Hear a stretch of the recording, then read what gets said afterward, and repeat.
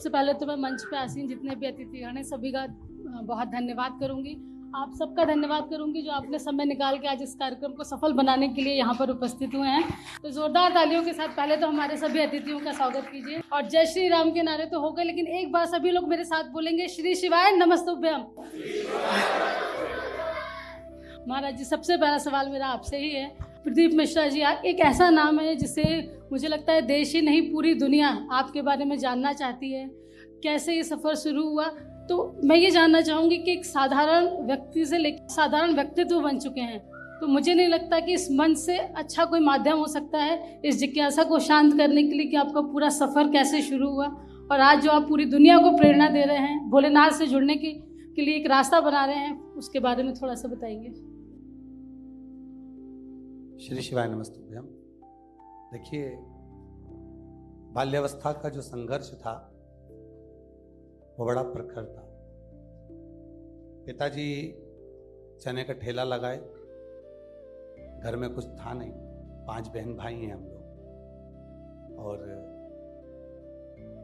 भाई भी एक जगह कार्य करते, हम भी कहीं काम करते, और फिर पिताजी के ठेले को एक चौराहा था, 5 चौराहा सीहोर में, वहां जाकर खड़ा करवा देते। साथ में गीताबाई पारिश्रमिक रही हैं जिन्होंने कथा की प्रेरणा दी, श्रीमद् भागवत के माध्यम से, शिव पुराण के माध्यम से। मेरे गुरु श्री विठलेश राय काका जी महाराज, इंदौर गोवर्धननाथ हवेली, जिन्होंने केवल अपने जीवन में जो कहते हैं ना कि गुरु के पास बैठोगे तो कुछ ना कुछ मिल जाएगा। वो कहते हैं टंकी ऊपर रहती है, नल नीचे रहता है, जितना नीचे नल रहता है उतना प्रेशर से पानी आता है। इसलिए जो ग्रहण करने वाले होते हैं वो कहीं ना कहीं चरणों में जाकर बैठ जाते हैं। हमारा नियम था हमारे गुरु के चरणों में जाकर बैठना और कुछ प्राप्त करना। गिरि गोवर्धन नाथ जी की परिक्रमा करने जाते थे, चकलेश्वर बाबा की परिक्रमा करते थे। परिक्रमा मार्ग में चकलेश्वर पड़ता है, महाराज जी अभ्रंजवर से आए हैं, चकलेश्वर पड़ता है। उसी चकलेश्वर महादेव के मंदिर प्रांगण को मानसी गंगा का जल लाकर धो देना और बाबा की सेवा कर कर फिर वापिस परिक्रमा को निकल जाना। कई बार 1 महीने में 3 बार, हर महीने शिव साधना में, शंकर की आराधना में, और भगवान ठाकुर जी महाराज जो विराजमान है उनकी साधना आराधना करते थे। कहते हैं कि परमात्मा, वो कहते हैं बीज बोया है तो धीरे धीरे फलित होता है। आपने उसी तरह से जब भगवान की सेवा, लोग कहते हैं, कहने लगे कि कर्म करो, पर कर्म के साथ में धर्म को भी जोड़कर चलो, और कर्म के साथ जब धर्म जुड़ता है तो उसका फल बहुत मिलता है, और वो फल मेरे बाबा ने मुझको दिया। और आज संपूर्ण विश्व भगवान शिव की साधना में, आराधना में डूब रहा है, संपूर्ण विश्व भगवान शंकर की आराधना कर रहा है। यही बाबा की कृपा है। आपकी जो कथाएं होती हैं उन कथाओं का जो सार होता है वो है एक लोटा जल सब समस्याओं का हल।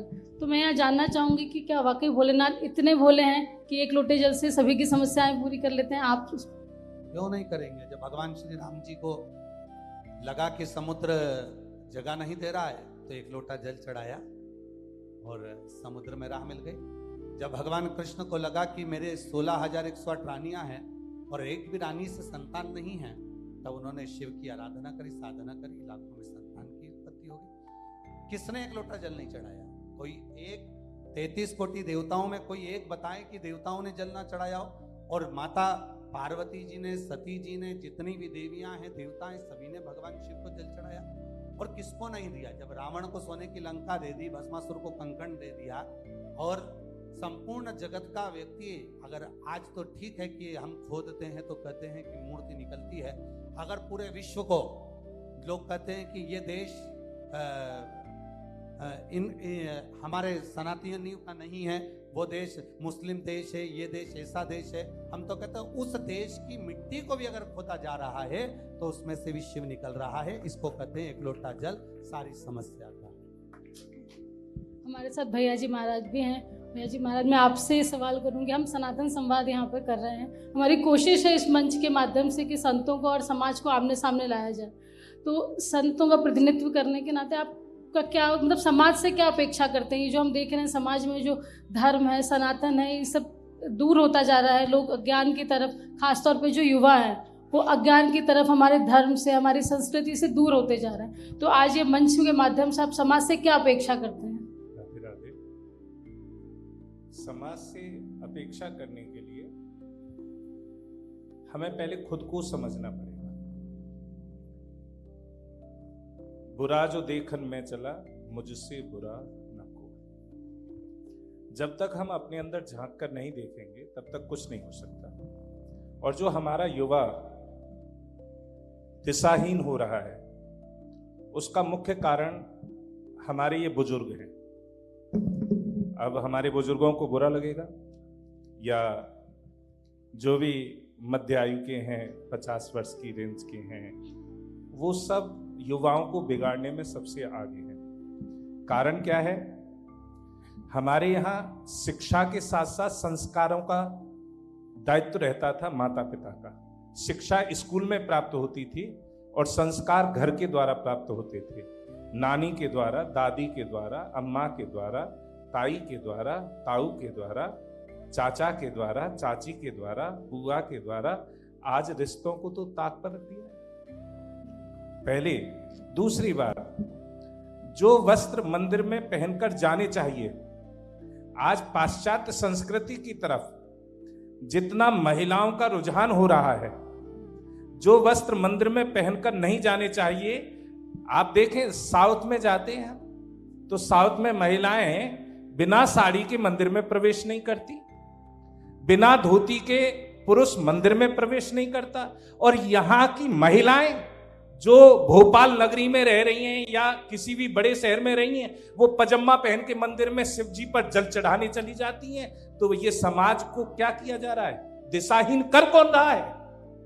हम सोच रहे हैं कि हमें कोई अन्य लोग हमारे ऊपर प्रहार कर रहे हैं। हम कितना अपने बच्चों को बता रहे हैं कि सुबह सूर्य को अर्घ देना चाहिए।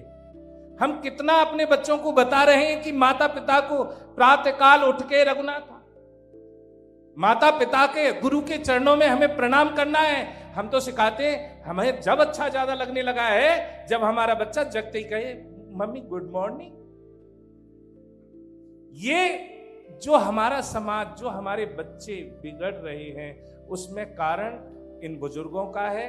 यही अपने संस्कारों को भूल रहे हैं। यदि ये अपने संस्कारों पर ध्यान देंगे तो बच्चे तो जो देखते हैं वही आगे कार्य करते हैं। महाराज जी, एक प्रश्न है आपके जी। सनातन धर्म का मूल आधार वेदों को माना जाता है। ऐसे में अक्सर युवाओं और अन्य मतों के लोगों द्वारा यह प्रश्न पूछा जाता है कि जब वेदों में ईश्वर को निराकार बताया गया है तो मूर्ति पूजा का शास्त्रीय और वैदिक आधार क्या है? क्या मूर्ति पूजा केवल साधना का माध्यम है या सनातन परंपरा में इसका कोई गहरा आध्यात्मिक एवं दार्शनिक महत्व है? कृपया शास्त्रों के प्रमाण सहित इस विषय पर प्रकाश डालें। एक जगह पर हम गए हुए थे तो बाल्यावस्था 14 वर्ष की आयु थी, तो गुरुदेव की कृपा प्राप्त हुई। तो बाल्यावस्था होने के कारणवश कुछ ऐसे व्यक्तित्व हमसे टकराते रहते थे कि देखना चाहते हैं कि कुछ है कि नहीं है। तो वहां पर एक व्यक्ति आया, मैं लगभग सन 2000 की चर्चा सुना रहा हूं, आपके ही प्रश्न का उत्तर है उसमें। तो बड़ा व्यक्तित्व था। हम उस समय ब्रह्मचार्य व्रत में थे, तो अपने आप ही अपना भोजन, एक समय भोजन होता था और अपना यज्ञ कार्य जो भी है वो स्वयं करने होते थे, किसी अन्य का हम हाथ नहीं लगने देते थे। हम सोचते थे कि स्वयं ही करें वो कार्य, चाहे वो यज्ञ का हो, चाहे भोजन का हो या कोई भी कार्य हो। हम अन्य की सेवा ग्रहण नहीं करते थे, अपने आप ही अपनी सेवा करते थे। तो वहां एक व्यक्ति आया और आकर कहने लगा, कोई जरूरी है ये मंदिर बनाने? कोई जरूरी है? ये पाखंड फैला रखा है तुम लोगों ने, कथाओं में बार बार चर्चा करते हो मंदिर बनाने हैं, ऐसा करना है, वैसा करना है। तो हम सुनते रहे। हमने कहा, अपने जो भी हमारे निजी सेवक थे, अरे इनके लिए पानी लाओ, लेकिन हमने इशारा उसे कर दिया ऐसे, मुंह से तो बोला इनके लिए पानी लाओ, जल लाओ जल्दी से, गर्म हो रहे हैं ये, लेकिन हमने इशारा कर दिया अपने साधक को, यानी लाना नहीं है। वैसे भी हमारे समाज में 3 प्रकार की भाषा प्रयुक्त की जाती है, कछु कही नैनन से, कछु कही बेनन से, रही सही कैडारी सबरी हिचकिन से। कुछ बातें ऐसी होती है जो नैनों के द्वारा कही जाती हैं। अब नैनों की भाषा हमारे समाज में सबसे ज्यादा बोली जाती है। कछु कही बेनन से, हाँ हम बे ठीक है, चर्चा का विषय। रही सही कैडारी सबरी हिचकिन से, कुछ बातें ऐसी होती हैं कि हिचकी आती हैं तो हम कहते हैं फलाना याद कर रहा होगा। तो नैनों की भाषा को हमारे साधक ने समझा। वो बहुत देर तक बोलते रहे। हमने कहा हमें लगता है आप साइंस के स्टूडेंट रहे। हाँ मैंने सुना है आप भी हैं। मैंने हाँ थोड़ा बहुत। तो हमने कहा कि आप कह रहे थे कि मंदिर क्यों बनाए जाते हैं, क्या जरूरत है मूर्ति पूजा की, कि हाँ। हमने कहा ये सृष्टि में हमने सुना है कि जल का स्तर 75% है। हमारी वायु भी, सब में ऑक्सीजन है, और ऑक्सीजन क्या है? जल है। जल ही जीवन है। हाँ, तो हमने कहा कि फिर आप जल अपने आप ग्रहण कर लें। जल आप अपने आप ग्रहण कर लें। आप मुंह को खोलें, पूरी सृष्टि में कहें तो अपने आप जल तुम्हारे अंदर चला जाएगा। कि महाराज कैसी बेहुदा बातें कर रहे हैं आप। मैं बेहुदा बातें नहीं कर रहा हूं।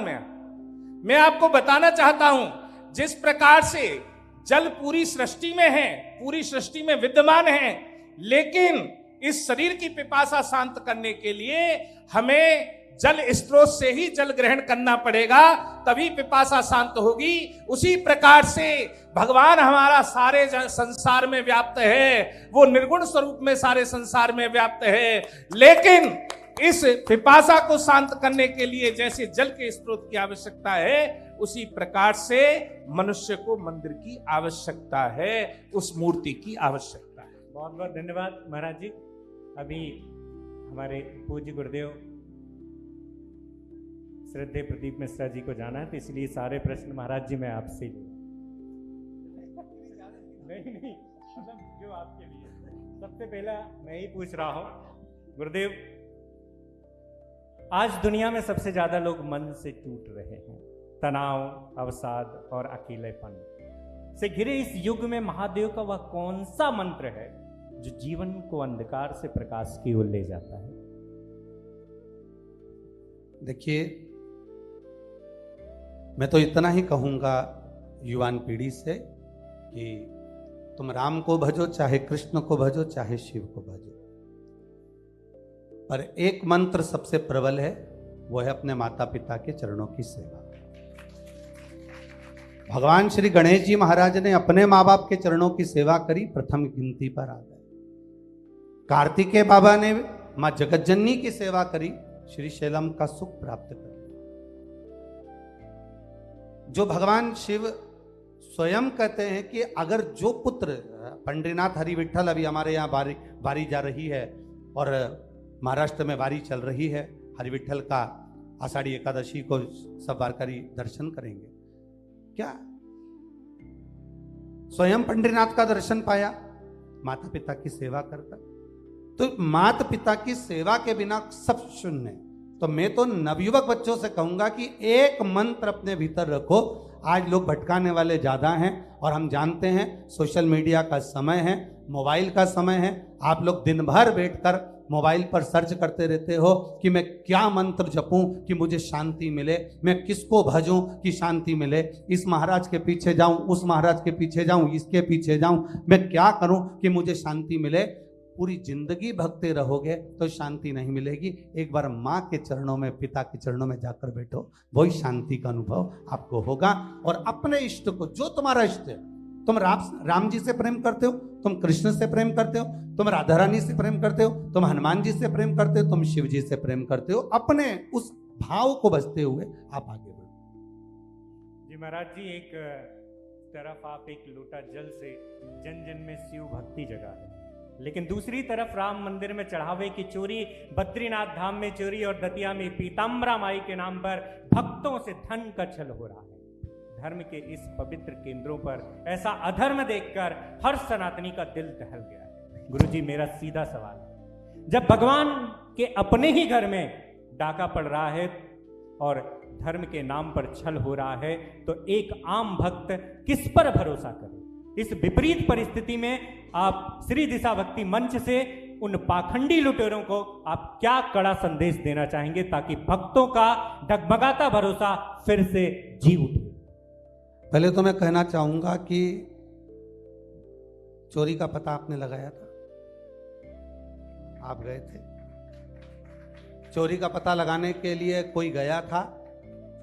जिसके मंदिर में चोरी हुई पता लगाने वाले भी राम जी थे, चोरी कराने वाले भी राम जी थे, और उसको कारागार में पहुंचाने वाले भी राम जी होंगे। किसी के बाप की सामर्थ्यता नहीं है जो बाप के घर में डाका डाल ले। कहते हैं जिस घर में माँ बाप बैठे रहते हैं तो बच्चे स्वतंत्र होकर गोवा घूमते रहते हैं, और जिस दिन माँ बाप चले जाते हैं उस दिन बेटे को भी चौकीदार छोड़कर जाना पड़ता है। जब स्वयं राम बैठे हैं तो उसके घर में अगर चोरी हुई है, और अगर आप कर, हमको तो मालूम नहीं, हम तो देखने गए भी नहीं, और हम पूर्ण तरह से भरोसा रखते हैं अगर कुछ गया भी होगा तो इससे पहले जो सौराष्ट्र की भूमि में सोमनाथ में गया था उसका बवाल आज तक क्यों नहीं मचा? राम मंदिर के अयोध्या का बवाल मचा रहे हो तो सौराष्ट्र का बवाल क्यों नहीं मचा? पहले पूरे भारत की भूमि के इतने मंदिरों में डाका पड़ा, उसका बवाल क्यों नहीं मचा? आज क्यों मच रहा है? क्योंकि सहन नहीं हो रहा हमारा भगवा ध्वज, सहन नहीं हो रहा हमारा सनातन का ध्वज, सहन नहीं हो रहा मेरे राष्ट्र का ध्वज, इसलिए लोग बवाल मचा कर रखे हैं। पर जिनने चोरी करी होई सोई जो राम रची राखा, जो राम जी ने लिखा है, चोरी का पता लगाने वाले भी राम जी थे। जिनको हटाना होगा मेरे राम जी हटाएंगे, जिनको नए को बुलाना होगा मेरे राम जी बुलाएंगे, सब राम जी करने वाले। तो हमें टेंशन करने की क्या जरूरत है? क्या किसको रोई है? चादर तान के सोई है। मैं एक जवाब और दूंगा। भैया ने तो बिल्कुल भक्ति में जवाब दिया है, लेकिन जो लोग चोरी के चर्चा कर रहे हैं, इतने दिनों से हमारे मठ मंदिर सरकार के अधीन हैं, उनसे जो जितना पैसा चर्चों के लिए जा रहा है या मस्जिदों के लिए जा रहा है, उस पर आजकल कोई चर्चा क्यों नहीं की? आज तक किसी ने भी, आज तक हमारे साउथ के मंदिरों का सारा धन उस पर चर्चा क्यों नहीं करने के लिए कोई तैयार है? ये चर्चा, ये चोरी का जो मामला पाखंड रचा गया है, ये विदेशों से पैसा आया है। कारण क्या है? क्योंकि पहले कोई मेहमान आता था विदेशी तो उसे ताजमहल घुमाया जाता था, और आज राम मंदिर की प्रति दी जाती है, इससे उनके दिल में दर्द है। और उस दर्द को मिटाने के लिए कि राम का नाम, ये देश राम का कैसे बन रहा है, इसलिए ये सोची समझी चाल चली गई है। वो जो गुर्गे तैयार किए गए हैं और उन्हीं गुर्गों के द्वारा वो सब कार्य किया गया है कि जो आज सनातन धर्म के लिए प्रचार हो रहा था, प्रसार हो रहा था, पहले जहां पर प्रदेश का प्रधानमंत्री घूमने के लिए केवल ताजमहल ले जाता था, आज लगभग 30 करोड़, एक वर्ष के अंदर 30 करोड़ जिस मंदिर के दर्शन करने के लिए जनसंख्या गई हो, तो विदेशों में तो वैसे ही बिलबिली मली पड़ी है।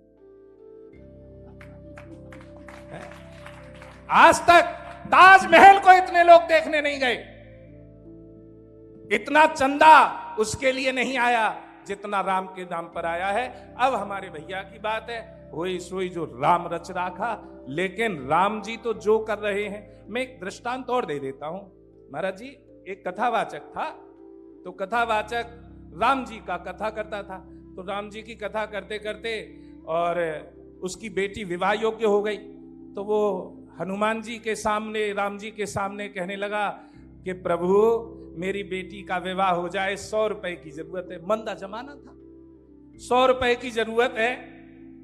अब 100 रुपए की जरूरत है तो राम जी, एक सेठ वहां रोजाना आता था, और जब सेठ रोजाना आता था तो वो राम जी हनुमान जी से कह रहे हैं कि अरे सुनो, ये भगत है हमारा, इसके लिए 100 रुपए का इंतजाम करो। तो हनुमान जी कहने लगे ठीक है भगवान, हो जाएगा। भगवान जी ने कह दिया, हनुमान जी ने भी कह दिया हाँ जी हो जाएगा। सेठ सोचने लगा भैया 100 रुपए की बात है, 100 रुपए यानी हनुमान जी देंगे ही देंगे। अब हनुमान जी ने ये और कह दिया कि अगली जो कथा होगी उसमें 100 रुपए मिल जाएंगे। तो सेठ जी के मन में लोभ आया कि 100 रुपए का व्यापार मैं ही कर लूं। उन्होंने कहा सेठ जी एक कथा हमें भी करानी है, लेकिन 50 रुपया मिलेंगे तुम्हें, और 50 रुपया में भी चढ़ावा तुम्हें हमें देना पड़ेगा। तो पंडित जी कहने लगे कि राम जी की कृपा से 50 रुपया को तो इंतजाम है ही गयो है, कोई बात नहीं। उन्होंने हाँ जी कर दी, लेकिन कथा के चढ़ावे में कुल 35 रुपए आई। अब सेठ जी बिखर गए, कहने लगे हनुमान जी भी झूठ बोलते हैं, राम जी भी झूठ बोलते हैं, जैसे आजकल के आडंबरधारी कह रहे हैं कि मूर्ति क्या चोरी रोक सकती है। उन मूर्खों को यही नहीं पता है कि मूर्ति क्या कर सकती है, क्योंकि हमारे यहां विधान है किसी हर एक पत्थर को नहीं पूजा जाता, जिस पत्थर की प्राण प्रतिष्ठा की जाती है केवल उसे पूजा जाता है। जिस पत्थर की प्राण प्रतिष्ठा की जाती है उसे पूजा जाता है। वो सेठ था तो सनातनी, रोजाना मंदिर आता था। लाला जी ने कहा मैं क्या जानू, 35 आए के 40 आए, मुझे तो 50 रुपए तय हुए थे वो दे दो। अब भैया 50 रुपए लाला जी ने तो दे दिए, लेकिन लठ लेके वो चलो गो हनुमान जी मारने को। हनुमान जी झूठ बोल रहे थे। जैसे ही लठ लेके हनुमान जी की प्रतिमा को मारने के लिए उद्ग्रत हुआ, हनुमान जी ने ऐसे के ऐसे चिपका लिया। अब पंडित जी आए, और पंडित जी आए के वो सारी दान दक्षिणा के भगवान आपकी कृपा से 50 रुपए तो मिल गए। तो राम जी क्रोध में हनुमान जी से कहने लगे कि मैंने तो 100 रुपए के लिए कहा था, अभी इसे 50 रुपए का इंतजाम हुआ है। तो हनुमान जी हंसकर कहने लगे 50 रुपए के लिए चिपका रखा है। महाराज चिंता ना करें, 50 रुपए के लिए चिपका रखा है। जब तक ये सेठ 50 रुपए और नहीं देगा तब तक इसे छोड़ूंगा नहीं।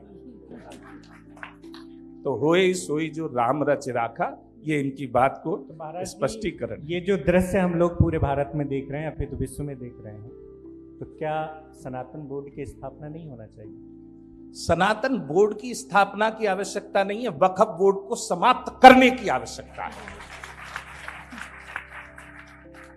8,500 करोड़ अभी इनके यहां पर हलाल के द्वारा पहुंचा है, जिसके द्वारा ये आतंकवादियों का केस लड़ते हैं। पहले तो भारत में वो व्यवस्थाएं पूर्ण की जाएं जिससे ये हलाल सर्टिफिकेट देने वाला जो मैटर है, क्योंकि मलेशिया में आज से 4 वर्ष पूर्व जो कार्य हुआ, जिसके कारणवश वो हलाल सर्टिफिकेट, माननीय बैठे हैं यहां पर, इन्हें ज्यादा मेरे से ज्यादा नॉलेज होगी इस बारे में, लेकिन उन 4 सालों में 8,500 करोड़ बाबा रामदेव के 150 से ज्यादा प्रोडक्ट, और हर एक प्रोडक्ट पे 60,000 हलाल की फीस जाती है। कोई ध्यान देता है? कोई नहीं ध्यान दे रहा है। चोरी हो गई, चोरी हो गई, तुमने देखा था चोरी के लिए। और भैया हमारी महतारी तो हम बाल्यावस्था में कहते थे कि जो मटकी में ते घी निकारेगी, माखन निकारेगी, तो माखन निकारवे में नेका तो हाथ घी के है ही जाएंगे। माखन निकालने में नेकाद हाथ घी के है जाएंगे। तो मेरा आप लोगों से कहने का आशय ये है कि हमें सनातन बोर्ड की आवश्यकता नहीं है, ऐसे बोर्डों को समाप्त करने की आवश्यकता है जो हमारे सनातन के विरुद्ध चलाई गई। आपके आलोचक और कुछ ज्ञानी लोग अक्सर टीवी और सोशल मीडिया पे कहते हैं कि महाराज जी कथा कम बांचते हैं और टोटके तथा उपाय बहुत बताते हैं। गुरु जी, मेरी आपसे एक हाथ जोड़कर प्रार्थना है कि आज श्री दिशा भक्ति मंच चैनल के माध्यम से एक ऐसा तगड़ा टोटका और बता दीजिए जिससे इन आलोचकों के दिमाग के सारे नट बोल्ट कस जाएं और इन्हें थोड़ी सद्बुद्धि आए। वो टोटके के चक्कर में तो आपने बुलाया है। कौन बुलाता? देखिए, सबसे अच्छा इसको लोग टोटका कहते हैं, पर हमारे यहाँ अगर दशरथ जी के घर में भी संतान नहीं हुई तो उन्होंने गुरुजी से जाकर पूछा कि मैं क्या उपाय करूं। भगवान कृष्ण के यहाँ भी जब संतान नहीं हुई तो उन्होंने गुरु बाबा से पूछा मैं क्या करूं। आज दुनिया भले इसको टोटका कह दे, पर हमको कुछ नहीं करना है। अब तो हमने जो करना था कर दिया। 1 लोटा जल मंदिर में भेजना प्रारंभ कर दिया और जब एक लोटा जल घर से मंदिर तक जाना प्रारंभ हो जाता है तो उसकी भागदौड़ सब बाबा भोलेनाथ संभाल लेता है, हमको करने की कोई जरूरत नहीं पड़ती। आपने कहा कोई एक अच्छा टोटका बता दो, तो माता पिता के चरणों की सेवा करिए, अपने लक्ष्य पर ध्यान दीजिए और भटकना छोड़िए। अपने बुद्धि को, अपने विवेक को लक्ष्य तक ले जाना है तो अपने कार्य के प्रति जागरूक बनिए। मंदिर जाना, शिव जी को जल चढ़ाना, अपनी एजुकेशन को अच्छा करना, अपनी पढ़ाई को अच्छा करना। और जितना हम पहले कहे एक बार की ट्यूशन बहुत है, कोचिंग बहुत है, पढ़ाने वाले बहुत होंगे, पर उसमें सबसे ज्यादा जरूरत अपने आप की हो। और तीसरे नंबर पर हमने एक बार कहा था, 3 पर भरोसा भारी रखो, एक अपने आप पर, एक अपने बाप पर और एक महादेव पर, तो जिंदगी में कभी नहीं हारोगे। श्री शिवाय नमस्तुभ्यम। एक प्रश्न हमारे हिंदू उत्सव समिति के अध्यक्ष आदरणीय चंद्रशेखर तिवारी जी का है। कि हमारे संतों के चरणों में प्रणाम करता हूँ। एक प्रश्न है, मैं पूर्व में बजरंग दल का जिले का संयोजक रहा 21 संयोजक से और वर्तमान में हिंदू उत्सव समिति का अध्यक्ष। 78 केस मेरे ऊपर चल रहे थे, 18 अभी चल रहे हैं। कभी बरी होता हूँ, कभी एक और लग जाता है। लव जिहाद पे काम करता हूँ, वो हत्या पे काम करता हूँ। किंतु केवल मेरा इतना पूछना है कि जब हमारी सनातन धर्म की बहन बेटियां लव जिहाद का शिकार होती है, जिहादियों का शिकार होती है, हमारी सनातन धर्म की बच्चियों के साथ बलात्कार होता है, अनाचार होता है, तब मुल्ले मौलवी तो आवाज उठाते हैं उनको बचाने के लिए, लेकिन हमारे संत महंतों का कोई वक्तव्य पूरे देश से उनके खिलाफ नहीं आता है। इसका क्या कारण है? क्या हमारे संतों महंतों को, धर्माचार्यों को ये आवाज नहीं उठाना चाहिए? उनके खिलाफ रोडों पर सनातन, आज के महाराज जी आप दोनों के बहुत अनुयायी हैं और आप अगर एक वक्तव्य जारी करेंगे तो मुझे लगता है कि सड़कों पर सनातन धर्मियों का ढेर लग जाएगा, जिससे कि शासन प्रशासन भी कड़ी से कड़ी कार्रवाई करने के लिए मजबूर होगा। लेकिन हमारे संतों महंतों की तरफ से कभी वक्तव्य नहीं आते। एक मेरे मन की पीड़ा। माननीय अध्यक्ष जी को मैं बहुत बहुत साधुवाद देता हूं, जो आपका बहुत सुंदर प्रश्न है। पर आप कह रहे हैं कि संत, साधु या कथावाचक इस पर कोई अपना वक्तव्य नहीं देते। जितने भी वक्तव्य आपको मिलते हैं या वाक्य मिलते हैं या शब्द मिलते हैं, हम लोग भले सामने आकर, सम्मुख में आकर ना कहेंगे, पर हम वो चूल्हे की अग्नि है जो समाप्त नहीं होती है। मां जिस दिन फूंक देती है उसी दिन आग प्रकट हो जाती है। बात केवल इतनी सी है कि जब किसी भी रूप में लव जिहाद होता है, जैसे अभी स्वामी जी ने कहा, माननीय श्री स्वामी जी अनिलानंद महाराज जी ने कहा कि स्वामी जी भी बोले कि हम अपने बच्चों को, और माननीय अभी मंत्री महोदय बोलकर गए कि हम अपने बच्चों को प्रेरणा नहीं दे पा रहे, संस्कार नहीं दे पा रहे। आप लोगों को लगता है कि संत, साधु, सन्यासी, तपस्वी, साधक, उपासक क्या मौन रहता है? कभी नहीं। वो अपने जितने भी अनुयायी हैं, जो जुड़े हुए रहते हैं, उनको नीचे से प्रेरणा देता है और प्रेरणा देकर कहता है कि तुम जाकर सामने खड़े होकर उस बेटी के लिए सहायता करो और लव जिहाद के प्रति युद्ध लड़ो, लड़ाई लड़ो, हम तुम्हारे साथ में पल पल खड़े हो। दुनिया के लोगों को क्या लगता है? कथा में स्वामी जी कम से कम 7 लाख से 8 लाख लोग कथा के पंडाल में रहते हैं। आपकी विदिशा कथा करी महाराज जी, और भोपाल भी कथा करी। 7 से 8 लाख लोग कथा के पंडाल में रहते हैं, और उसी मंच के माध्यम से बेटियों को खड़ा करवाकर संकल्प दिलाया जाता है कि तुम्हारे माता पिता जहां शादी कराएं वहां तुम्हें शादी करना है, और जरा सी चाउमीन या गाड़ी के चक्कर में अपनी जिंदगी खराब नहीं करना, जिंदगी खराब नहीं करना है। ये संकल्प भारत की भूमि पर कहीं किसी ने नहीं दिलाया होगा, जो कथा के माध्यम से दिलाया जाता है, संत के माध्यम से दिलाया जाता है। तो ये कहना कि संत संत उसके लिए जागृत नहीं होते, संत तो निरंतर तैयार बैठे हैं और जागरूकता करते रहते हैं। और माननीय हमारे स्वामी जी महाराज के मुख से भी मैं सुनना चाहूंगा इसके ऊपर, बहुत सुंदर संवाद महाराज जी का। राधे राधे। आपने अपनी पीड़ा कही, लेकिन उस पीड़ा के कारण भी आप ही हैं। कैसे पीड़ा के कारण है? वहां छोटी सी बच्ची हिजाब पहनकर रह सकती है और तुम्हारी बेटी को फ्रॉक पहनाने में तुम्हें अच्छा लगता है। वहां की बेटी, उस घर की बेटी बाहर निकलेगी 10 बार पूछ कर जाएगी, और तुम्हारी बेटी मोबाइल कान पर लगाकर, पर्स हाथ में उठाकर और घुमाते हुए चली जाती है, और हाय कहते हुए, और तुम्हें शर्म खुद नहीं आती है और आशा कर रहे हो साधुओं से। पहली बात, साधु जितनी चेतना कर सकता है, साधु जितना जन जागरण कर सकता है, समाज में कोई और जन जागरण नहीं कर पाता है। विश्व हिंदू परिषद और बजरंग दल का कार्यकर्ता रह चुका हूं। विश्व हिंदू परिषद के संरक्षक बॉडी का मेंबर भी हूं, फिलहाल भी हूं। लेकिन जितने कार्य हम करते हैं समाज में, यहां तक हरियाणा में मेरा मुख्य आश्रम है बल्लभगढ़ में। पहले मुझे केवल भैया जी बल्लभगढ़ वालों के नाम से ही जानते थे। आपने नल्लड़ की एक घटना सुनी होगी। उस नल्लड़ की घटना में जब किसने खड़ा किया, ये दास सामने बैठा है, और पूरे नूह मेवात इलाके को हमारे साधक खड़े हुए, जिन्होंने उन लड़कियों को, उन बेटियों को बचाया और आज तक बचा रहे हैं। मेरा जो दुख था, मैं पहले बखान कर चुका हूं, वहां पर केस लड़ने के लिए फ्री फंड का पैसा आ रहा है।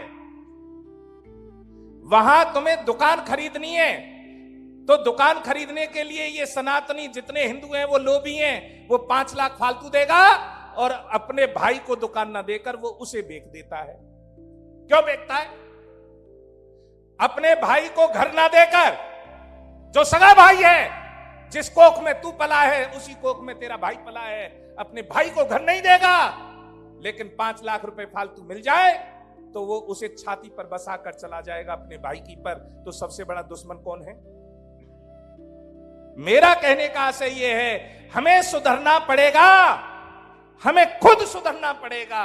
जब तक हम खुद नहीं सुधरेंगे तब तक समाज में चेतना प्रकट नहीं हो सकती है। आप सभी को सुधरना पड़ेगा। और आप भाई साहब, एक और बात बताऊं, हम दिल्ली में एक बहुत बड़े समाज सेवी के घर पर गए तो उन्होंने भोजन पर हमें बुलाया। जब भोजन पर बुलाया तो हम भोजन के लिए बैठने ही वाले थे, तो उन्होंने कहा महाराज जी का कक्ष में ही भोजन चला जाएगा। वो बहुत देर पहले हमें बहुत समझा रहे थे, मैं ये करता हूं, घर में मंदिर बना हुआ है, पंडित जी रोजाना पूजा करने के लिए आते हैं। हमने कहा बहुत अच्छी बात है, पंडित जी आते हैं, चलो ठीक है, हम भी भोजन पाई लेंगे, पंडित जी आते हैं पूजा करने। बड़ा सुंदर महाराज जी आपसे प्रेरित था वो, और शिवालय का बड़ा अच्छा उसने सारा गेटअप बना रखा था। हमने कहा चलो हमारे भैया थे प्रेरित है तो कुछ ना कुछ अच्छा होगा। लेकिन जब उसने कहा महाराज जी आप ना डाइनिंग टेबल पे भोजन ना करें, आपके कक्ष में चला जाएगा, तो हमारे भी दिमाग में कीड़ा। हमने कहा नहीं, हम तो यहीं पर भोजन करेंगे। अब जैसे ही कहा यहीं भोजन करेंगे, वो हमसे क्यों कह रहा था? क्योंकि जिसके घर में ब्राह्मण पूजा करने के लिए तो आ रहा है, मंदिर की सेवा करने के लिए तो आ रहा है, लेकिन उसका बेटा जिस बदहाली में अंदर प्रवेश कर रहा था, वो चाह रहे थे महाराज जी उसे ना देखें।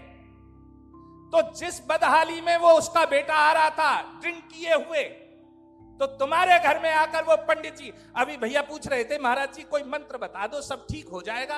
अरे ठीक तो जब होगा जब हम खुद सुधरेंगे। स्वयं को सुधारना पड़ेगा। जब तक हम स्वयं पर विश्वास नहीं करेंगे, हम स्वयं की बातों, छोटे से बच्चे को सिखाएं, संस्कार दें, उन बच्चियों को संस्कार दें। लव जिहाद तक जा क्यों रही हैं? किस लिए जा रही हैं? आज एक कीड़ा काटा हुआ है दिमाग में, 25 अभी तो छोटी है, अभी विवाह कर देंगे, अभी तो छोटी है, पता नहीं कितनी छोटी होती है, समझ नहीं आ रहा है। तो भैया हमारे समाज को आपको जन जागरण करना पड़ेगा। हम जैसे महात्मा तो बाबा जी हैं। बाबा जी का मतलब जानते हैं आप? बाबा जी यहाँ ना बाजी तो कहीं और बाजी, और जाकी ना बाजी वो कैसो बाबा जी। आज देश का एक बड़ा सवाल है कि अगर सनातन धर्म सत्य, स्वतंत्र चिंतन और वसुधैव कुटुंबकम की बात करता है, तो क्या सनातन में धर्म परिवर्तन की कोई अवधारणा है? यदि नहीं, तो सनातन अपने अनुयायियों को क्या संदेश देता है? और आज के युवाओं को इस विषय पर आपका स्पष्ट मार्गदर्शन। आइए सब आइए।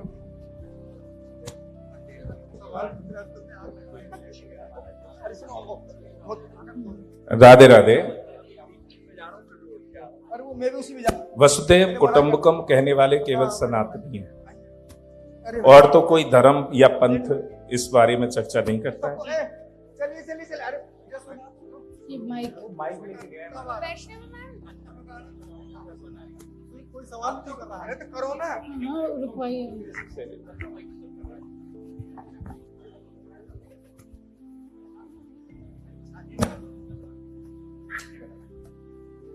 वसुधैव कुटुंबकम कहने वाला कोई और तो धर्म है ही नहीं, ना और कोई पंथ है। जैसे माननीय मंत्री महोदय बोलकर गए कि विश्व का कल्याण हो, ये भी बोलने वाला कोई और नहीं है हमारे सिवाय।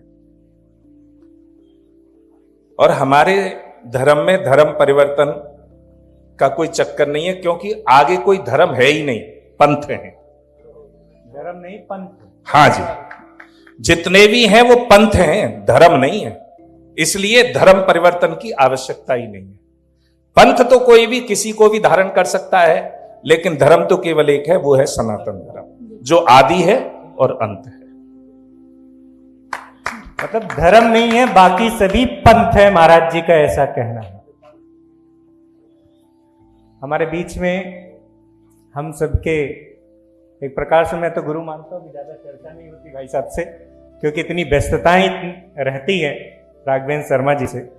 मैं आपसे बस एक ही प्रश्न करूंगा राघवेंद्र शर्मा जी से।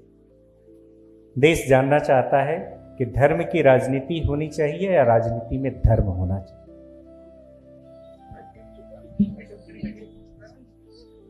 आप बैठिए। नहीं, मैं यहाँ बैठता हूँ। आप प्लीज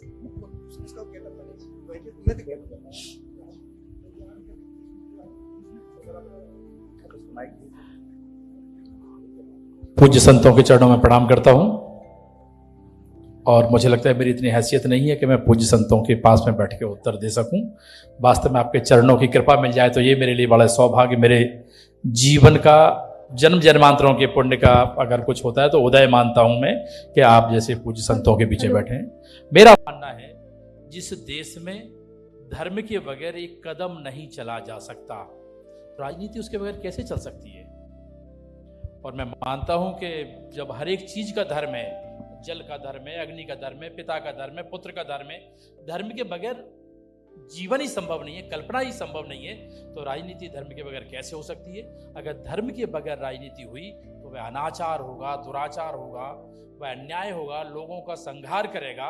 हमने देखी दुनिया के अंदर कैसे लोगों ने अपनी सत्ता के लिए लोगों के गले काट प्रतियोगिता की है, और हमने अपने धर्म में देखा है कैसे धर्म की रक्षा के लिए सत्ता को एक दूसरे को देने के लिए, आप कल्पना कीजिए, भगवान राम कहते हैं कि मुझे राजा नहीं बनना, भरत को बना दो। भरत कहते हैं मैं राजा नहीं बनना चाहता, और मैं तो वहां नंदीग्राम में बैठ के तपस्या करूंगा।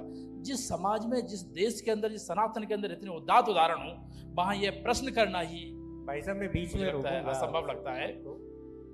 जो सोशल मीडिया पे इतनी सारी चर्चाएं हो रही है कि धर्म पर राजनीति हावी हो गई है, इस पर आप क्या? मैं बोल रहा हूं कि बगैर धर्म के राजनीति हो ही नहीं सकती। हर चीज का धर्म, तो राजनीति का भी अपना एक धर्म है, और मैं जब तक वो धर्म के लिए राजनीति है, जब तक गलत हो ही नहीं सकती। अगर जो कहते हैं, जैसे अभी बहुत सारे प्रश्नों के उत्तर पूजनीय स्वामी गुरुदेव जी ने कहा है कि अब एक राजनीति हुई, अब जो जिस पे आपने भी प्रश्न पूछा था, तो मुझे लगता है वो राजनीति के लिए प्रश्न है, जो राम मंदिर के चंदा के विषय में प्रश्न कहा गया है। लेकिन मैं फिर कहूंगा, एक शब्द में अगर कहूं, बगैर धर्म के राजनीति वैसी होगी जैसे बगैर प्राण के शरीर है, वैसी ही नदी होगी जो बगैर पानी के नदी हो। तो धर्म इस देश की आस्था है। अगर मैं दूसरे शब्दों में कहूं तो जिस देश के अंदर करोड़ों करोड़ लोग कथा सुनते हैं, राम कथा, तो जीवन जीना कैसे इस पर सुनते हैं, इससे भी अधिक कथा सुनते हैं कि मृत्यु कैसे करना, भागवत कथा सुनते हो, वहां धर्म के बगैर कुछ हो सकता है, ये कल्पना ही नहीं की जा सकती। बहुत धन्यवाद महाराज जी। आपसे ही एक प्रश्न है, बड़े चिंतन के बाद चर्चा में भी आया कि स्वामी जी एक ही देश में कहीं आज पर्व है तो कहीं कल है, कहीं विवाह मुहूर्त समाप्त तो कहीं शुरू। क्या यह शास्त्र की व्याख्या है या हमारी व्यवस्था की कमी? एक सनातन फिर अनेक पंचाग क्यों है? क्या पूरे भारत में के लिए एक यूनिवर्सल पंचाग बन सकता है क्या? पहली बात तो यह है कि जो लोग ये सोचते हैं कि अलग अलग गणना, शायद उन्हें ज्योतिष का ज्ञान ही नहीं, क्योंकि हमारे यहाँ जितना भी कार्य होता है, गणनाएं होती हैं, वो सूर्य उदय से होती है। सूर्य उदय या सूर्य अस्त, कितने घड़ी कौन नक्षत्र चलेगा। अब सूर्य उदय जब हम कलकत्ता में चले जाएं, कलकत्ता चले जाएं, तो वहां सूर्य उदय लगभग 18 मिनट पहले है, और द्वारका में जाएं तो वो 18 मिनट बाद में है। जब 18 मिनट का अंतर आ रहा है तो उस पर्व में भी अंतर आएगा। यहां तक कि सूर्य की गणना में किसी देश में सूर्य उदित हो रहा है और किसी देश में सूर्य अस्त हो रहा है। हमारे पूरे भारतवर्ष में ही सूर्य की गणना अलग अलग है जो पत्रा में दी गई है। निर्णय सागर पंचांग ले लें, ब्रजभूमि ले लें, मातंग ले लें, कोई भी पंचांग ले लें, तो जितने भी पंचांग हैं वो सूर्य गणना के अनुसार चलते हैं। 33 कोटि देवता, 12 आदित्य, 11 रुद्र, 8 वसु, 1 इंद्र, 1 प्रजापति। तो जो 12 आदित्य हैं वो 12 आदित्य क्या हैं? 12 आदित्य हैं चैत्र, वैशाख, जेठ, आषाढ़, सावन, भादो, क्वार, कार्तिक, अगेन, पूष, माह, फागुन। 8 वसु यानी 8 पहर, 4 दिन के, 4 रात्रि के है। 11 रुद्र, 11 रुद्र कौन है? श्वास, प्राण, वायु। 10 ज्ञानेंद्रियां, जिनमें की 5 ज्ञानेंद्रियां, 5 कर्मेंद्रियां और 1 मन। 11 रुद्र, 1 इंद्र यानी कि यहां का जीव, और 1 परमात्मा परब्रह्म। इस प्रकार से 33 कोटि देवता है। उन 33 कोटि देवताओं की गणना को एक पंचांग में यानी एक ही साथ में, हाँ, हमारे यहां एक चलन चल गया है, हमारे सनातन धर्म को बर्बाद करने के लिए एक YouTube कंपनी चल गई है। तो YouTube कंपनी में शैलेश जी अपने आप को सिद्ध करने के लिए ये बताएंगे, नहीं नहीं इसी समय होना चाहिए, मैं अलग बताऊंगा, नहीं नहीं ये इस समय शुद्ध है, और ये अपनी आचार्य जी अपनी गणना बताएंगे। एक बात ध्यान रखना, हमारे यहाँ 4 संप्रदाय हैं, शैव मत अलग है। 4 संप्रदाय कहाँ हैं? विरक्त वैष्णव परिषद में। तो 4 संप्रदायों के राम और कृष्ण इष्ट हैं। शैव संप्रदाय में शक्ति और शिव की उपासना की जाती है। तो शक्ति और शिव की उपासना करने वाले की पूजा पद्धति अलग है, पूजा पद्धति अलग है। वैष्णव में जो विरक्त वैष्णव परिषद है, या विरक्त कह दे या वैष्णव कह दे, उनकी पूजा पद्धति अलग है। उनकी गणना, पूजा करने का भाव, जैसे कि हमारी 4 संप्रदाय हैं। मैं विष्णु स्वामी संप्रदाय हूं, तो विष्णु स्वामी संप्रदाय हमारा जो मत है वो शुद्धाद्वैत का है, कोई विशुद्धाद्वैत का है, कोई द्वैताद्वैत का है। तो उनके तरीके से, जैसे हमारे अभी महाराज श्री बैठे राधा वल्लभी संप्रदाय से हैं, इनके यहाँ एकादशी व्रत करना श्रेष्ठ नहीं है, हमारे यहाँ एकादशी व्रत करना श्रेष्ठ है। जबकि विष्णु स्वामी की ही उप संप्रदाय है राधा वल्लभी, जबकि विष्णु स्वामी हमारी ही संप्रदाय की उप संप्रदाय है राधा वल्लभी, लेकिन उसमें राधा और कृष्ण दोनों की उपासना की जाती है। हमारे यहाँ पर विष्णु स्वामी में केवल नारायण की उपासना है, हरि एकम ब्रह्म द्वितीयो नास्ति, जो शैव मत ने विष्णु स्वामी संप्रदाय से इसे ग्रहण किया। तो उस कारणवश से यहां पर भाव अलग अलग हैं। अब उस भाव अलग अलग होने के कारण बस हमारे यहां त्योहार एक होते थे और भद्रा नहीं लगती थी, अब हर एक चीज में भद्रा लग जाती है। और वो भद्रा कौन लगा रहा है? यूट्यूब। हमारे यहां पर 10 विद्वानों को बिठाएंगे और आपस में लड़ाएंगे। इसमें मीडिया सबसे बड़ा कार्य कर रहा है, ये ध्यान रखें इस बात को। आप भी मीडिया बंधु हैं, आप अपने ऊपर ना ले जाएं। मीडिया 10 व्यक्तियों को, विद्वानों को बिठाएगा और हमारा शास्त्र कहता है, अर्थशास्त्र की एक परिभाषा है, जब एमकॉम की मैं शिक्षा परीक्षा दे रहा था तो इकोनॉमिक्स मेरा एक सब्जेक्ट था, तो इकोनॉमिक्स की परिभाषा थी कि जहां 6 अर्थशास्त्री होंगे वहां 7 परिभाषाएं निकलकर प्रकट होंगी। उसी प्रकार से जहां 6 ब्राह्मण बैठे होंगे, विद्वान बैठे होंगे, वहां 7 परिभाषाएं अपने आप प्रकट हो जाएंगी। तो आप इस बात की तो चिंता ना करें कि अलग अलग हमारे ये पंचांग होने चाहिए। पंचांगों की गणना हमारे गणित के अनुसार होती है, सूर्य के अनुसार होती है। दूसरी बात यह है कि होली एक है, यूं कह रही ना बस आधे दिन तक है, आधे दिन के बाद पूर्णिमा लग जाएगी, कि आधे दिन के बाद अमावस लग जाएगी, ये सब फालतू की बात है। उदया तिथि में ही केवल त्योहार मनाएं जो हमारा पहले से मनता आया है। आज केवल कह देते हैं ना ना ना बस इतनी देर है, इतनी देर है, इसलिए हमारे अंदर मनमुटाव हो रहे हैं, हमें अलग अलग त्योहार मनाए जा रहे हैं। दूसरी बात अभी एक और चल रही थी सनातन के ऊपर, सनातन में एक होने चाहिए, जाति नहीं होनी चाहिए। भगवान कृष्ण ने जब गिरिराज पर्वत धारण किया था, जाति व्यवस्था तो उसी समय समाप्त कर दी। गिरिराज पर्वत धारण करते समय भगवान कृष्ण ने सारी जाति व्यवस्था समाप्त कर दी। क्यों? क्योंकि उन्होंने कहा सब ब्रजवासी आ जाओ, वामयोना कही के आप ब्राह्मण आ जाओ, के क्षत्रिय आ जाओ, के वैश्य आ जाओ, के शूद्र आ जाओ, किसी के लिए। लेकिन यह भी ध्यान रखना आवश्यक है, जाति परंपराओं को समाप्त नहीं करना। हमें एकजुट रहना है। एकजुट किस लिए रहना है? क्योंकि हम राम कृष्ण हरि के उपासक हैं सब, लेकिन अपनी अपनी परंपराओं का हमें निर्वहन करना चाहिए। हम जिस जाति में पैदा हुए उसका सम्मान करना चाहिए, क्योंकि ये 4 वर्ण केवल भगवान के शरीर से ही प्रकट है। मस्तक से, मुख से ब्राह्मण है, भुजा से क्षत्रिय, पैरों से, जांघों से वैश्य और नीचे चरणों से शूद्र। तो ये कहीं अलग से पैदा नहीं है, एक ही जगह से। इसलिए हमारी व्यवस्थाएं सब रहनी चाहिए, वर्ण संकर ना हो जाए, जिसके लिए भगवान कृष्ण गीता में बार बार कह रहे हैं। वर्ण संकर नहीं होना है हमें। ये नहीं करना है कि बस ठीक है जो जिसके मन में आए वहां पर शादी करे, जो जिसके मन में आए वहां पर रहे, या किसी के साथ लिविंग रिलेशन में रहे। जैसे आजकल सरकार ने एक हाई कोर्ट ने, एक सुप्रीम कोर्ट ने भी वो पास किया है कि कोई भी समलैंगिक रह सकते हैं।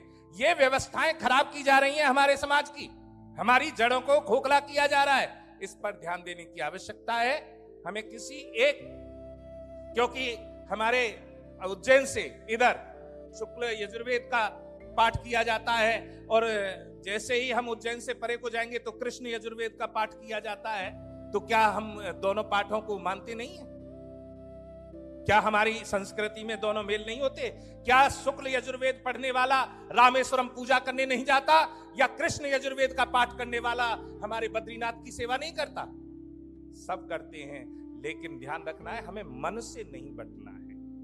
अंतिम प्रश्न है मेरा, बाकी आप लोगों का हो सकता है। आज सबसे बड़ा सवाल है एआई युग का, जानकारी की कोई कमी नहीं, किसी भी, फिर भी युवा अपनी ही सनातन को लेकर भ्रमित क्यों? गलती शिक्षा की है, समाज की है, या हमारी है? सनातन का वह सत्य क्या है जिसे जानकर युवा गर्व से कहे कि हम सनातनी हैं? एआई का युग हमारे यहाँ तो बहुत पुराना है। एआई का युग बहुत पुराना कैसे है? हमारे समाज में तो एआई के द्वारा ही सब कुछ हुआ है। कैसे हुआ है? का ये जुकाम है जान दो, छींक आ जान दो, पड़ोस में बैठो है तो क्या कहेगा? छींक आ रही है, जुकाम है वो, हाँ बतासे में काली मिर्च लेके खा ली, ठीक है जावेद। दूसरा उसके बराबर में बैठा, अच्छा जुखाम है रो, हाँ काली मिर्च से बढ़िया तो मैं तो बताऊं भाप ले लेंगे, ठीक है। यानी एक डॉक्टर नहीं है, हमारा हर समाज का व्यक्ति डॉक्टर था, हमारे समाज का हर व्यक्ति वकील था, ऐसे ना ऐसे कर। हमारे समाज का हर व्यक्ति आर्किटेक्ट था जो कहता था मकान यूं मत बना, छज्जे यूं निकाल, बना रहे यहां निकाल। हमारे यहां तो हमारा समाज एआई युग में पहले से था। हमारे यहां तो जानकारी का अभाव था ही नहीं। जानकारी का अभाव तो जब हुआ है जब हम अपने सनातन के अपनी पूजा पद्धति से दूर होते जा रहे हैं।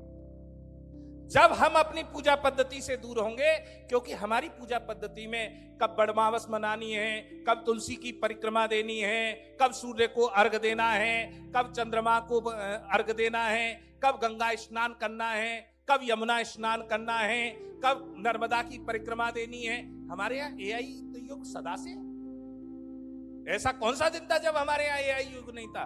लेकिन हम अपने बच्चों को, मैं जो पूर्व में कह चुका हूं, वो प्रदान नहीं करना चाहते। हम अंग्रेजी बोलना पसंद करते हैं, बच्चा अंग्रेजी बोलेगा तो शान समझते हैं। एक बच्चा पैदा करेंगे उसे भी विदेश भेजना पसंद करते हैं, तो सनातन बचेगा कहां से?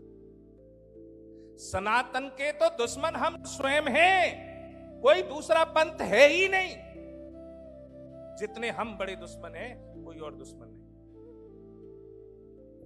सनातन संवाद के इस कार्यक्रम में यदि किसी के मन में कोई प्रश्न हो तो आप वहां से जी नीरज जी, आप एक बार माइक लेकर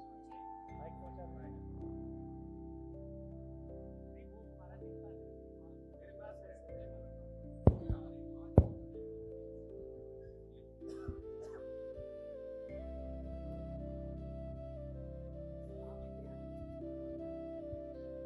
आदरणीय गुरु जी को मेरा प्रणाम। मैं ऋषभ साहू, जिला साहू समाज भोपाल का महामंत्री हूँ, नवयुवक मंडल का, और हमारी यहाँ पे पूरी समस्त टीम उपस्थित है। मेरा आपसे एक सनातन धर्म, हिंदू धर्म, इसके प्रति एक सवाल है कि बहुत सारे अन्य जो समाज के लोग हैं, जो विधर्मी लोग हैं, हमारे सनातन धर्मों को कहीं ना कहीं ठेस पहुंचा रहे हैं। तो कहीं ना कहीं एक हमारे जो धार्मिक अनुष्ठान होता है उसके तत्पश्चात हम लगाते हैं महाभोग, जिसको हम महाप्रसादी या भंडारे के रूप में हम कहते हैं। और जो भंडारा है एक एक समस्त पक्षी हो, प्राणी हो, या कोई भी ऐसा जन हो, मानस हो, उनका पेट भरने में सहायता करता है, वो महाप्रसाद कहलाता है। तो कहीं ना कहीं ऐसे विधर्मी लोग हैं, वो महाप्रसाद को ही गलत ठहरा रहे हैं कि आप इतना भंडारा क्यों करते हैं, आप इस प्रकार पूजन पाठ क्यों करते हैं, या आप दूसरी पद्धति से चलें। तो इस विषय में मैं आपसे प्रश्न, यही प्रश्न है मेरा। और एक प्रश्न छोटा सा और है कि हम ऐसा हमारे समाज से पहले इसका उत्तर दे दूं। धन्यवाद। विधर्मी लोग कहते हैं कि ये प्रसाद की व्यवस्था नहीं करनी चाहिए, क्योंकि उनके यहाँ प्रसाद कोई मैटर नहीं रखता, उन्हें तो खाना तो अच्छे भक्ष है, उनके यहाँ प्रसाद कोई भगवान का भोग नहीं लगता। इसके ऊपर एक पद्म पुराण का एक दृष्टांत आता है कि एक चांडाल अपने देव को भोग लगाने के लिए थाली में मांस लेकर जा रहा था, और मांस को ढका हुआ था चांडाल। तो मांस को जब ढका हुआ देखकर वहां से एक ब्राह्मण जा रहे थे, वो कहने लगे, हे चांडाल, तो इस थाली में कोई अच्छे बख्शी लेके जा रहा होगा? तो मुस्कुराकर उसने कहा, हाँ। तो ढककर क्यों ले जा रहा है, ये तो वैसे ही अशुद्ध है। तो उन्होंने कहा, भले ये अशुद्ध है तुम्हारे लिए, लेकिन मेरे देव का भोग है, मेरे देव का भोग है। मेरे देव के भोग में किसी प्रकार की कोई कुदृष्टि ना पड़ जाए, इसलिए मैं इसे ढक कर ले जा रहा हूं। जब एक चांडाल इतना विवेक धारण कर सकता है, तो हम और तुम तो मनुष्य हैं, तो क्या हम अपना विवेक धारण नहीं कर सकते? जो कुछ कह रहा है वो कहता रहे, पहली बात। दूसरी बात, लातों के भूत बातों से नहीं मानते। जो जैसो देवता हो वह वैसी पूजा दे करें। अब वह चाहिए तो कुछ और पूजा, और तुम दे रहे हो वह खीर पूड़ी, तो बाद में तो वो मीन में निकारे कोई निकारे। जय श्री राम गुरुदेव। मेरा तो आपसे बड़ा स्नेह है। अभी विश्व गुरु भारत में भी आप हमारे यहाँ पर आए थे। मेरा भी एक सवाल है और शायद वो प्रश्न का उत्तर मुझे आपसे बेहतर कोई नहीं दे पाएगा। हम देख रहे हैं कि लव देहात बहुत बढ़ रहा है और लव देहात की स्थिति हमारे देश में प्रतिदिन बढ़ती जा रही है। बॉलीवुड में देखा जाए तो आमिर खान 3-3 शादियां कर रहा है। मुझे ऐसा लगे विकसित भारत 2047 में भी शादी करेगा। और लव देहात का कारण क्या हो रहा है? हमारी सरकार ऐसे इनको परमिशन क्यों देती है सुट्टा बार खोलने का, जिसके बाद देखा जाए जिम में ट्रेनर वही होते हैं, और हमारे स्कूल संस्था कॉलेज संस्था में हमारे हिंदू लोग उन्हीं को ड्राइवर रखते हैं और वो ड्राइवर लव देहात करते हैं। दूसरा, हमारे घर जो बॉय डिलीवरी आता है होम डिलीवरी करना, वो भी लव देहात का शिकार होते हैं। ये चीजों पे राधे राधे, इसमें कमी किसकी है? हमारे समाज में हमारे नाइयों ने बाल काटने बंद कर दिए, धोबियों ने कपड़ा धोने बंद कर दिए, कुम्हार ने बर्तन बनाने बंद कर दिए, खाती ने अपना काम बंद कर दिया। वो काम किसने ले लिए? वो लिए किसने है? तुम्हें नाई कौन मिलेगा? बाल काटने वाला कौन मिलेगा? आज की डेट में नाई नहीं मिलेगा, मुसलमान मिलेगा। धोबी कौन मिलेगा? प्रेस करने वाला। हमारे धोबी को तो सरकारी जॉब चाहिए। अरे हमारे भगवान ने, हमारे समाज ने पहले से खानदानी जॉब दे रखी है सबको, लेकिन उस खानदानी जॉब को छोड़कर, उस कार्य को छोड़कर अन्य प्रणालियों की तरफ तो आकर्षित होते हैं। ये लव जिहाद को बढ़ाने वाले, मैं फिर कहूंगा, मैं बार बार कह रहा हूं, हर प्रश्न में कह रहा हूं, ये समाज, हमारा व्यक्तित्व जो हो रहा है, हमारे नाई ने बाल काटने छोड़ दिए। और बाल कौन काट रहा है? हजामत कौन कर रहा है? हमारे लोगों ने पानी भरना छोड़ दिया, पानी कौन भर रहा है? हमारे लोगों ने कपड़े प्रेस करने छोड़ दिए, धोने छोड़ दिए, कौन धो रहा है? हमारे लोगों ने खाती का काम छोड़ दिया, कौन कर रहा है? वो कर रहा है। किस लिए हम बना रहे हैं? बढ़ावा कौन दे रहा है? हम दे रहे हैं। क्यों दे रहे हैं? क्योंकि हम अपनी वर्ण व्यवस्था को, मैंने जो अभी पहले बोला था, हमें नाई को नाई रहना पड़ेगा, धोबी को धोबी रहना पड़ेगा। और एक और नया बवंडर मचाया हमारे समाज में कि ब्राह्मण को, ओ पंडित के तो कोई प्रॉब्लम नहीं, ओ बनिया के कोई प्रॉब्लम नहीं है, ओ ठाकुर के कोई प्रॉब्लम नहीं, ओ अहीर के कोई प्रॉब्लम नहीं, और कह दो ओ चमार के तो फिर तुम पे केस लग जाएगा। यह है समाज का बांटना। यह समाज का बांटना है, वो समाज का बांटना नहीं है कि जाति प्रथा से समाज बंटना है। ये राजनीतिकरण जो हो रहा है, अभी भैया जवाब दे रहे थे धर्म के ऊपर, धर्म में राजनीति होनी चाहिए। राजनीति में धर्मीकरण को ध्रुवीकरण की राजनीति बना लिया है। वोट बैंक के लिए, जहां अन्य जातियों को पंडित का पंडित कहने में कोई प्रॉब्लम नहीं, बनिया को बनिया कहने में प्रॉब्लम नहीं है, लेकिन वहां एक जाति सूचक शब्द पर जेल हो जाएगी। ये कैसे? ये है समाज को बांटना। समाज को बांटना ये नहीं है कि जाति एक हो जाए, नहीं, वर्ण व्यवस्था चलती रहनी चाहिए। वर्ण व्यवस्थाओं से समाज चलता है और समाज से देश चलता है। जिस पर मैं एक क्वेश्चन करूंगी, आपसे सवाल करना चाहूंगी। मुझे भी जाना है। बस अंतिम सवाल है, क्योंकि कि आपने बोला समाज को बांटने के लिए, आपको नहीं लगता कहीं ना कहीं शायद सनातन में, हमारे समाज में ही दिक्कत है, क्योंकि इसलिए वो बांट दिए जाते हैं? क्योंकि अगर हम दूसरे पक्ष की बात करें तो वहाँ एकजुटता ज़्यादा दिखाई देती है। वहां इसलिए दिखाई देती है क्योंकि वो बाल्यावस्था से बच्चे के अंदर, उसके लिए मस्जिदों में आपने देखा है, कोई वीडियो देखा है जारी होते हुए, वहां पर गाय को कैसे काटा जाता है, छोटे छोटे बच्चों को वो दीनी अमीनी की उसमें सिखाया जाता है। तुम्हारे यहाँ क्यों नहीं सिखाया जा रहा? वहां पर क्या दिखाया जा रहा है, क्या बताया जा रहा है? आदमी की गर्दन कैसे काटी जानी है, वो सब शिक्षाएं वो दे रहे हैं, इसलिए वो एकजुट हो रहे हैं। हमारे यहाँ उस शिक्षा को तो नहीं चाहिए, हमारे यहाँ केवल लॉर्ड मैकाले की दी हुई शिक्षा चाहिए। हमारे, जब आप वो महबूबा मुफ्ती के पिता को क्या बनाया गया था? चंद्रशेखर की सरकार में गृह मंत्री बनाया था, शिक्षा मंत्री और गृह मंत्री, कुछ ऐसा ही पद था। और महाराज जी उसी 2 साल के अंदर में कश्मीर से सारे हिंदुओं को मार काट कर भगाया गया।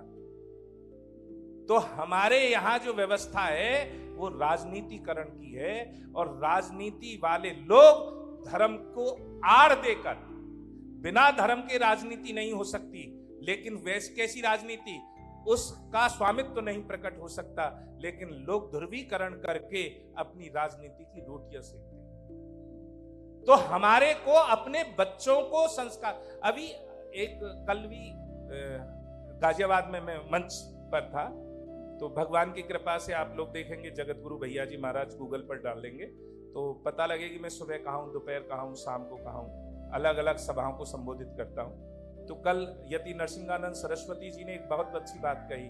उन्होंने कहा कि समाज में चेतना के लिए, जैसे वहां पर उन्होंने एक डायरेक्शन पैदा कर ली कि इसका केस वकील लड़ेगा या इसका केस वो जज लड़ेगा, कोई अन्य धर्म का, अन्य पंथ का लोग कुछ गलत कर दें, तो चाहे आतंकवादी घटना कर दें, उनके लिए भी वो केस लड़ती है। तो ऐसा हम कोई फंड तैयार करें। कल की चर्चा थी हमारी, उसमें जूना अखाड़े के हरिगिरी जी और दूधेश्वर मठ वाले नारायण गिरी जी और ये दास भी था, और भी हमारे बहुत सारे संत थे। तो हमने कल ये कहा कि हमें एक ऐसी व्यवस्था तैयार करनी चाहिए कि जहां हमारा कोई गौभक्त, जैसे वो अभी भाई साहब कह रहे थे कि कोई खड़ा नहीं होता है, खड़ा कहां से हो, क्योंकि फंड कहां से जारी होगा, ठीक है ना। तो हमें एक ऐसी व्यवस्था पैरेलल खड़ी करनी पड़ेगी कि वहां पर एक फंड एकत्रित हो, जो हमारे किसी भी बजरंग दल का कार्यकर्ता हो, या विश्व हिंदू परिषद का कार्यकर्ता हो, या आरएसएस का कार्यकर्ता हो, या सामाजिक कोई कार्यकर्ता हो जो समाज के पक्ष में हो, हम उस पर कोई विपत्ति आए तो हम उसका साथ दे सके। जब तक ऐसा समाज खड़ा नहीं होगा तब तक सनातन धर्म को मजबूत नहीं किया जा सकता है, क्योंकि वो धन के बल पर जीतते ही जा रहे हैं। समाज की बात कर रहे हैं तो मैं आपसे बोलूंगी नीरज जी की राजीव तिवारी जी को जरूर बुलाइए, जो समाज सुधार की दिशा में एक बड़ा का प्रश्न। मंच को प्रणाम करते हुए, मैं मध्य प्रदेश संत पुजारी संघ का संस्थापक हूं और अयोध्या का कार सेवक भी रहा हूं। महाराज जी, मन बड़ा व्यथित है। मैं इस चीज का एहसास तो करता हूं कि भारत में हिंदूवादी सरकार है, इसमें कोई डाउट नहीं है। अयोध्या का राम मंदिर बना, उसमें भी कोई डाउट नहीं है। किंतु सनातन संस्कृति, सनातन संस्कार और सरकार की भूमिका क्या होनी चाहिए, एक प्रश्न तो मेरा यह है। क्योंकि मंदिरों का मामला होता है, मंदिरों का मामला मैं देखता हूं मध्य प्रदेश में, तो आज तक एक भी उदाहरण नहीं मिलता है। मेन रोड की भी मजार या मस्जिद होती है, उसको तोड़ा नहीं जा सकता। मेरे नॉलेज में हजारों मंदिर मध्य प्रदेश के तोड़े गए हैं 20 वर्ष में। ये कितने दुख की बात है। और दूसरी लाइन पर हम आते हैं तो कहीं दुर्घटना होती है तो हिंदू परिवार का व्यक्ति मारा जा रहा है, घटना होती है, पेपर पढ़ते हैं तो हिंदू मर रहा है, हिंदू बहन बेटियों के साथ शोषण हो रहा है। आज वर्तमान में यदि सनातन संस्कृति की सरकार है तो सरकार के लिए संत समाज, पुजारी समाज और सभी अदर समाज के लोग मिलकर ऐसा हम कुछ योगदान निभाने की कोशिश क्यों नहीं करते कि सरकार के ऊपर हाथी की तरह अंकुश लगाकर रखें कि सनातन संस्कृति की आज सरकार है और सनातन संस्कृति के संरक्षण के लिए यदि सरकार मूक दर्शक बनी हुई है तो हमारे लिए इससे बुरा दुर्भाग्य क्या हो सकता है। आज हम कुछ कर सकते हैं, कल हमारा कोई गारंटी नहीं है। आज जो शोषण हो रहा है, अयोध्या के राम मंदिर में चोरी हुई, मैं अयोध्या कार से रहा हूं, हजारों किलोमीटर पैदल भागा हूं जान बचाकर, उस व्यक्ति को पद्मश्री दी जाती है। एक कैसी सनातन संस्कृति सरकार है, इससे संरक्षण कैसे होगा, ये बहुत बड़ा प्रश्न है। और हम उसको रोज गाली दे रहे हैं, आज भी उसी पार्टी के खिलाफ आज भी हैं, कल भी रहेंगे। परंतु इसमें एक भूमिका ऐसी होना चाहिए, एक सिलेक्टेड कमेटी सनातन समाज की ऐसी तैयार भारतवर्ष में होना चाहिए जो सरकार पर अंकुश लगाकर सनातन संस्कृति के संरक्षणों में अहम भूमिका निभाए। प्रश्न क्या है? प्रश्न यही है कि सनातन संस्कृति के संस्कारों में कुठाराघात क्यों? ठीक है, मैं बहुत अच्छी तरीके से कहना चाहूंगा कि मैंने अभी पैरेलल उत्तर दिया है कि हमें एक ऐसी संस्था खड़ी करनी पड़ेगी जो कि अनुदान और सहयोग प्रदान करे। जब तक वो संस्था खड़ी नहीं होगी तब तक सरकार पर भी दबाव नहीं बनाया जा सकता है। भले ही सरकार तुम्हारी सनातन धर्म से संबंधित हो, लेकिन कई कार्यों में जैसे Yogi ji do and die, करो या मरो, जब तक ये नहीं धारण करेगी तब तक हमारे सनातन धर्म पर ऐसे ही कष्ट आते रहेंगे, ऐसे ही कार्यकर्ता मरते रहेंगे। जैसे कि बंगाल में 10 वर्ष कार्यकर्ता मरा है, तब जाके आज सरकार आई। किसी कार्यकर्ता के लिए कोई सद्भावना हुई थी क्या? हमारे राम मंदिर के लिए कितने लोगों ने जो कार सेवक की थी, कार सेवक थे जो, उनके लिए कितनों को वीरगति प्राप्त हुई? उनके लिए कुछ हुआ क्या? तो इसमें हमारे जो समाज में एक चेतना का जो बिंदु है वो शायद समाप्त होता जा रहा है कि क्या होना चाहिए और क्या नहीं होना चाहिए। उसी के लिए मैंने कहा कि एक ऐसा संगठन, एक ऐसी दशा प्रारंभ होनी चाहिए जो समाज को दिखा सके, आईना दिखा सके। मैंने इस पर एक धीरेन्द्र शास्त्री जी की यात्रा हुई थी, तो मैंने उनसे कहा था कि तुम गलत यात्रा कर रहे हो, दिल्ली से वृंदावन क्यों जा रहे हो? वृंदावन से दिल्ली जाओ और सरकार पे दबाव बनाओ तो गौ हत्या बंद होगी। ऐसे थोड़ी होगी, तुम उल्टे चल रहे हो।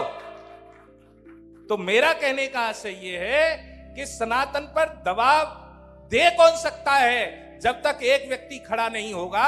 जैसे अभी भैया बोल रहे थे, मैं कहता हूं समाज में यहां से आप प्रखर होकर खड़े हो, समाज को चेतना प्रकट करें, कुछ जन जागृति हो, तब इसे आगे बढ़ाया जा सकता है। अंतिम प्रश्न है आज के संवाद का आशीष तिवारी जी के माध्यम से। महाराज जी दंडवत। मैं आशीष तिवारी और भोपाल में ही निवास है मीनाल रेसिडेंसी में, और उसी के पास मैं एक गौशाला चलाता हूँ। वह गौशाला किसी शासन प्रशासन से कोई सहयोग नहीं है। मेरा एक सनातन से ही जुड़ा हुआ प्रश्न है। वेदों में, शास्त्रों में सनातन संस्कृति की आत्मा गौ माता को कहते हैं। तो आज के समाज में गौ संरक्षण के लिए प्रत्येक सनातनी का सबसे बड़ा कर्तव्य क्या होना चाहिए? पहली बात तो आपने कहा कि मैं शासन और प्रशासन की कोई सेवा प्राप्त नहीं करता। किसी भी गौ सेवक को वास्तव में किसी भी प्रकार से किसी सरकारी सहायता की लालसा ही नहीं करनी चाहिए। यदि वो सरकारी सहायता की लालसा कर रहा है, ना तो वो साधु है, ना वो सेवक है, ना गौ भक्त है। आज क्या हो रहा है? गौ के नाम पर पैसा आता है, 99% लोग, गौ माता तो भूखी खड़ी हुई है, उनके महल तैयार हो रहे हैं। तो यदि आप गौ माता की सच्ची भक्ति करना जानते हैं तो आपको गौ माता का पालन करना पड़ेगा। हमारे बुजुर्गों के पास इतना धन नहीं था, एक कमरा रहता था, एक कमरा, एक कोठो है, एक बरांडो, और उसी में पूरा परिवार पल जाता था, और उसी में 10-5 गायें भी पल जाती थी। उन्होंने तो कभी किसी से सहायता की, अनुदान की आशा नहीं की। क्यों? क्योंकि वो सच्चे गौ भक्त थे। आज कुत्ता पालने में शर्म नहीं आती, गाय पालने में शर्म आती है। कुत्ते के लिए जो 10 किलो खाने का वो पैकेट आता है, वो लगभग 5,500 रुपए का आता है, और खर की बोरी 2300 रुपया की आ जाए, जबकि उसका मलमूत्र भी यूजलेस है और गाय का मलमूत्र भी श्रेष्ठ है। हमारे अंदर जो अवधारणा बन गई है, हम जो वीआईपी कल्चर में जा रहे हैं, हम कुत्ते की तरफ तो आकर्षित हो रहे हैं, और भैया आजकल वैसे भी कुत्तों का ही जमाना रह गया है। राधे राधे। बिल्कुल। देखिए समय बहुत कम है और सनातन संवाद हम यहीं पर समाप्त करते हैं।